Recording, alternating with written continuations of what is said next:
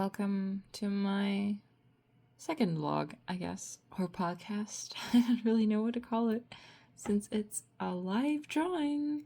It's not pre-recorded. I have no script, anything. It's just my channel where I can get my thoughts out for the things in my life. And right now, I guess I have a lot of things on my mind, and yeah, most of them have to do with work, like always. But I guess I could start off. What made me think of this video idea was I had this call. This is like the really first call where I was stressed.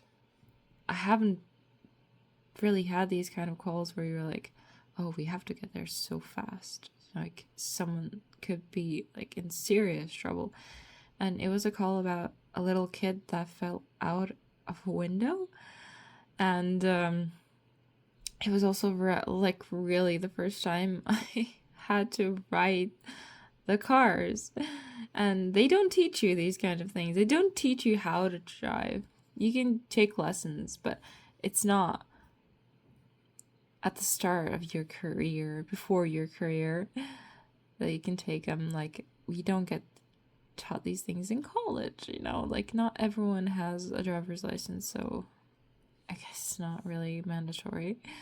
But thing about driving police cars, especially we have the Volkswagen Transporter, whatever the hell that model is.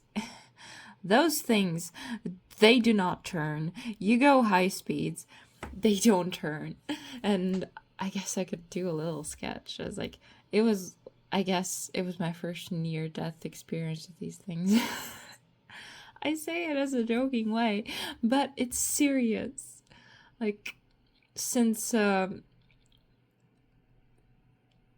people usually, I guess, they don't really think about these things. I didn't think about this when I was still like a kid. I wasn't a cop yet. I didn't think about how dangerous it is to go high speeds because nobody hears you. We'd be going through the traffic. I'd be blaring my horn, blaring the sounds. Nobody hears. There's still cars that almost T-bone you driving past. There's people running across the crosswalk while you're blaring lights. They can hear you. They still go. And I guess my biggest thing is I'm not from Riga, so I don't really know these roads. And the thing about these cars, the kind of bus type cars, is that they are big. They're very big. They are big. They turn badly, and if you take a sharp turn, you feel like you're almost gonna fall. So yeah, and the thing about Riga is their roads are awful. They suck. Everywhere there's road work, and we'd be like driving down the street, you know, maximum speed, I guess. I could go through still with clear roads is like highest maybe 200 kilometers an hour, but that is only clear roads. Usually the maximum would be like 120, 100 to 160. That is safe, but still risky, and that's impossible in high traffic. You're driving, and the thing about, I don't know if it's in other places, Riga cuts off roads like this. They take parts out, and sure, there are signs all around, like saying like, oh, that's there. You don't see that. You're going high speed. You're thinking about your call. You're thinking about, oh, what am I going to have to do? I'm going to have to jump out of my car, you know, like help people, save people. Someone's like almost dying. You don't think about this hitting this at high speed, you feel like your tires are gonna pop out. And yeah, that's the thing about how inconvenient it is for us. Also, when you have like car crashes, there's these little column things. They're on the road. They like separate.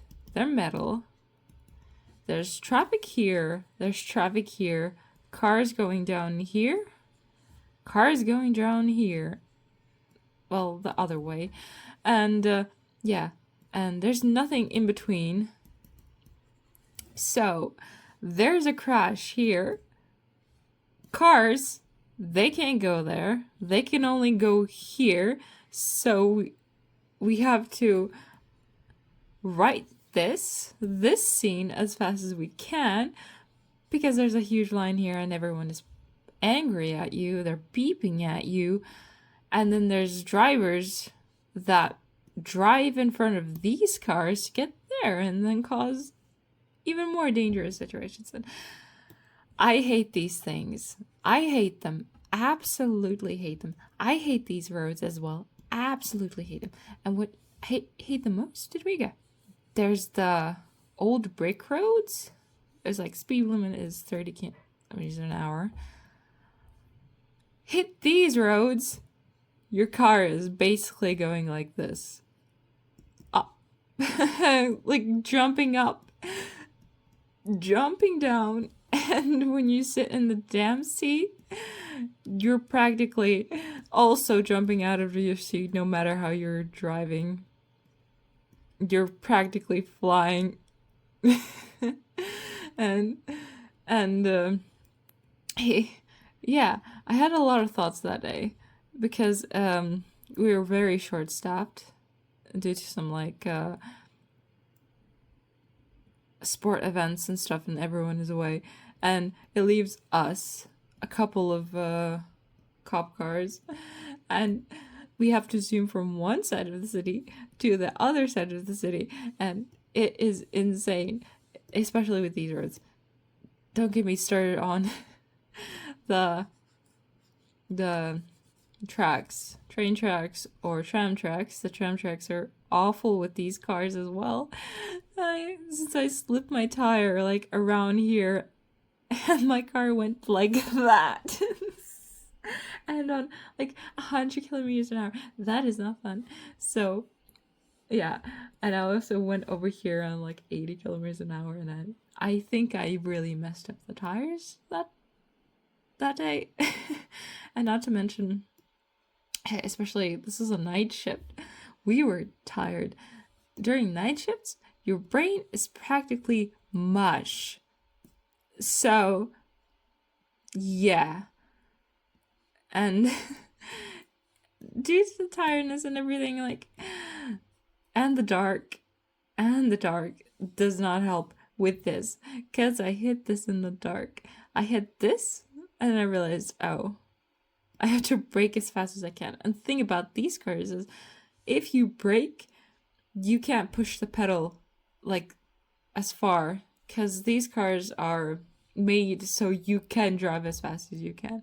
But that's only if you press it down a lot. But you can't press it down, because there's still gonna be cars that drive out in front of you and almost hit you, and I can't count how many times I almost got into accidents. But I survived. I guess it's all about experience. But there's so many things that city planning does not think about emergency vehicles. Because I don't even know how, like in traffic jams here, how do ambulances get past? You can only get past on the sidewalks. But there's not even sidewalks in some places. Because, like, you have to park, like, practically like this if you go on calls. And there's a sidewalk here because the roads are so small because cars park everywhere. So you need space so a car can get past. But still, you practically can't get up here.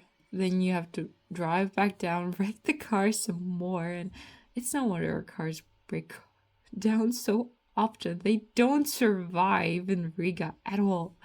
Okay. Now, that wasn't my main thing. The main thing was about childhood, since this is more about watching your children and such. Since the only way like the kid fell out is because the parent wasn't paying attention. And of course, we don't know the story fully. We can only take their word for it, what happened. But still, this is not about that child. I'm gonna talk about my childhood, because I was practically raising myself, since I had parents that worked late. At the time, I had a stepfather, but he was away a lot, out drinking and whatever the hell else he did. I don't even know what he did. But yeah, and my mother worked till like 10 p.m. at some store. My grandmother was a kindergarten teacher. She also worked till like 6 p.m. back in the day. My grandpa too, he owned a business and he worked also late. And he had other like jobs and things that he was in. He was, of war. What he was in the Zemistad, the like Legion something. I don't know what it's in English. Yeah, but yeah, and I was practically alone most of the time. So I'm pretty sure I even remember walking home from the kindergarten by myself. Sure, it was pretty close to my home, but still, I couldn't imagine letting a child do all the things I did. Since I still remember I was like 7 and I dictated everything. I had to figure out when to go to bed. I had to figure out like brushing my teeth, and I'm gonna do that most of the time. Kids are kids. I didn't brush my teeth. I don't even remember how many times I took a shower or what I ate. I ate a lot of bad things, because my mom felt really bad about always leaving me alone, so she kept buying me everything I wanted. So I had a lot of things. I always had things. I had toys, I had clothes, whatever I wanted, I had. But, that doesn't really change the fact that I was mostly alone.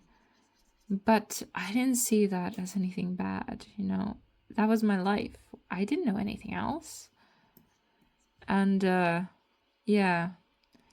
So, what else?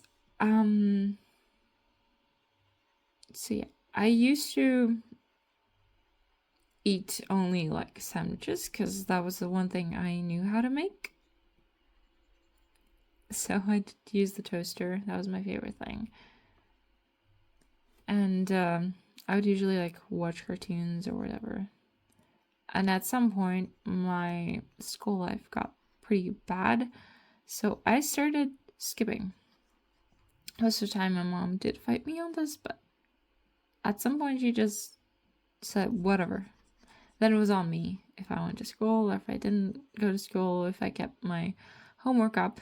My mom actually did all of my homework from like 1st to like 4th grade. Everything. I didn't do anything. And yeah, that's back then, like, I can imagine letting a 7-year-old just do whatever, walk anywhere in town alone, ride her bike wherever she wanted, out late, and being just practically home alone at all times. And yeah, and I think that's what started me babysitting every kid. I used to love children a lot. I was the oldest, so I was, since my mom was so young when she had me, I had my first cousin was born when I was 9 years old. And this cousin is like 15 now. So all of the kids in my family are small. The youngest one is like 9 months old. So, yeah, it's all kids. I am the only adult in my generation. And I don't know why I did it. I guess I just never wanted other children to feel the way that I felt alone. Only really having my toys to entertain me. And I developed, I guess, a habit of taking care of kids everywhere. So when my parents had like events or grandparents had events, they always had like relatives over, the children. I always got them and I played with every single one. I kept every single kid entertained. We always played like different games and stuff. And even at like my mom's wedding, this was, I guess, the first time I was like, what? When she told me like, oh, thank you for keeping the kids entertained. We didn't hear a peep from any of the children. And sure, at the time I was 17, I was a bit older, but keep in mind, I've been babysitting kids since I was 9. And practically, I guess 12 was the age where I was full on just being like a kind of like a parental older sister figure to these kids at 12. And at the time they were like born and just babies, toddlers, all of my cousins. And I remember I used to make things a lot for my little cousins. I used to buy like the cheapest things, the cheapest like euro kind of things, toys, and I had an award system. I make cards, gave them to their mother, and then she would give them the cards when they did something good. So like actually learning good habits. Why was I doing this? I don't know. I was, I guess, 12 to 15, and yeah, the word system went on for like good 2 years, 3 years maybe. And I just did everything. I made them also toys. I made my cousin a full-on like magazine, volumes of comics, and I made little things like to put in them, like the toys that come with magazines, because they couldn't afford it. And it was actually insane what I did. I did so much for those kids. And yeah, it got to a point where I just got burned out. Oh, I completely forgot.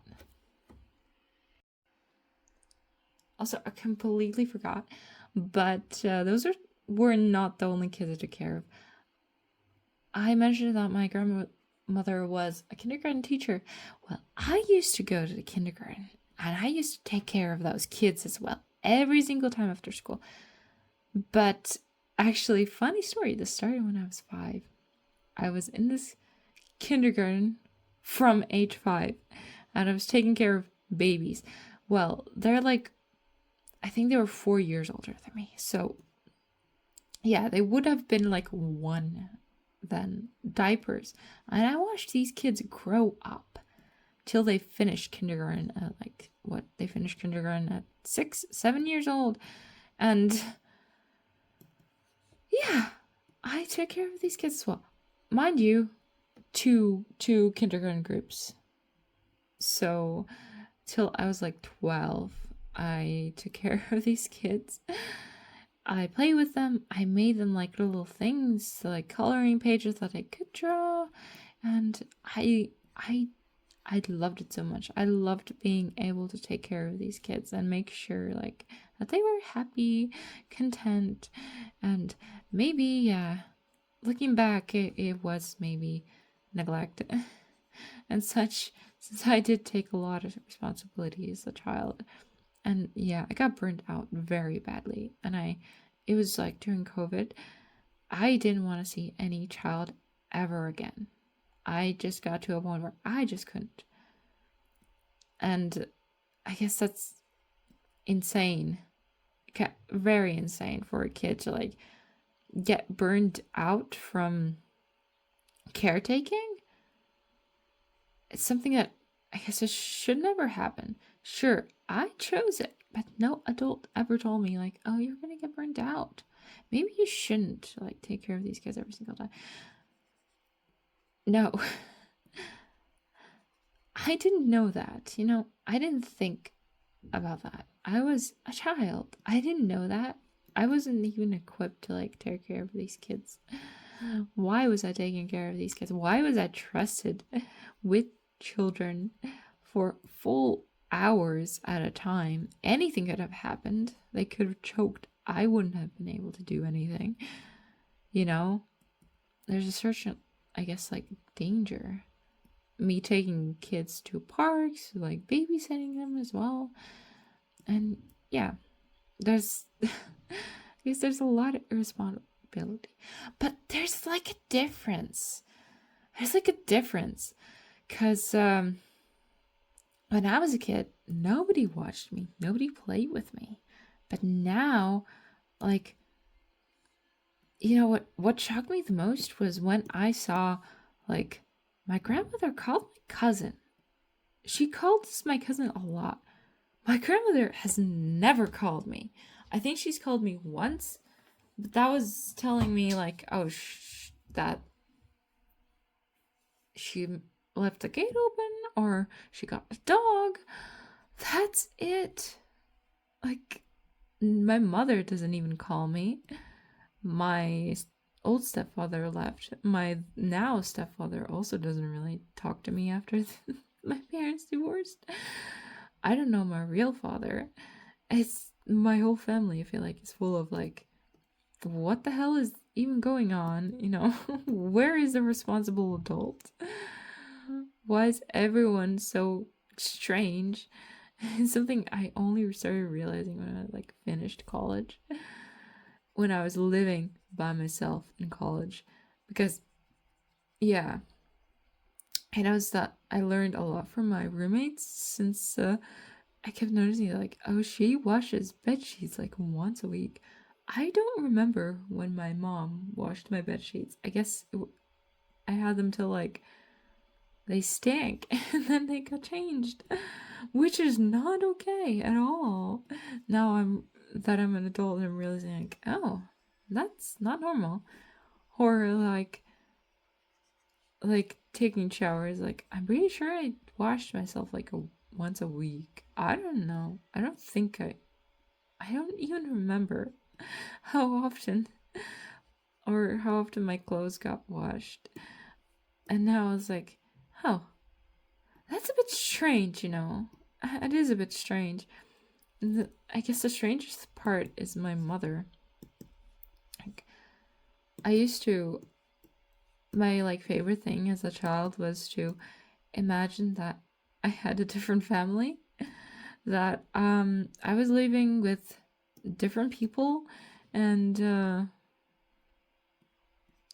that they cared about me, which is weird because at the time I just like I didn't even realize that they were like neglectful, because they're your parents. Never tells you like, oh, your mom is so young, that's so awesome, and yeah, but no, it's not awesome when you have a mother so young. But I guess it's not all mothers. It's just I have the strange one that when I like text her, like ask her for like advice, I don't get advice at all. I mostly get nothing in return, so I just don't even bother texting her. Like sometimes I do get answers, but it like really depends. I guess that's not normal. I still remember when like one of my teachers at college, like we were driving from some event and she could tell me, oh, it's probably your mom probably made you food waiting for home. Aren't you excited? I'm like, no, why would she make me food? And I remember her looking at me so strange. But I realized like, yeah, Maybe that's not normal. Maybe other people's parents make them food. Or check up on them if they're okay. Mine don't. Well, mine don't. Mine are a bit strange. Yeah, I guess that's the oldest child syndrome. You had different rules. You survived. You raised yourself. This is also, I guess, the reason why I have an accent like this. Because I am Latvian. My parents are not English. I used to get asked a lot, oh, are your parents from England? Are your parents American? Are you American? No, I'm not. I learned the language from YouTube. It's the only language I ever communicated in. I don't even know how to express myself in Latvian. Because I never did that. I never talked about my feelings in Latvian. And I guess it sounds a bit depressing because I guess I really only had comics to express myself. And it really opened up a world. I started writing about my life and started realizing, when you put it on paper, it does sound very strange. And yeah, I've made a bunch of comics about neglect, about all of these things. And you can read them all on Webtoon or Tapas. I have a lot of old comics and such. And yeah, but yeah, I guess this is a lot shorter video than usual because I came back from work today after we have from 8 to 8 shifts, 8 at night to morning, and I got home at 9. I went to McDonald's first, of course, and I got McDonald's, and then I went to bed at 9, and I slept till 12. So I slept for 12 hours, 4 hours, I mean. And I feel like I'm going insane. Completely insane. I can't function at all. I'm noticing oh no. Oh no. Might not even notice the screen. I guess I need a better screen display. Yeah. Thank you for watching my little a ramble about parents and work. So goodbye for now.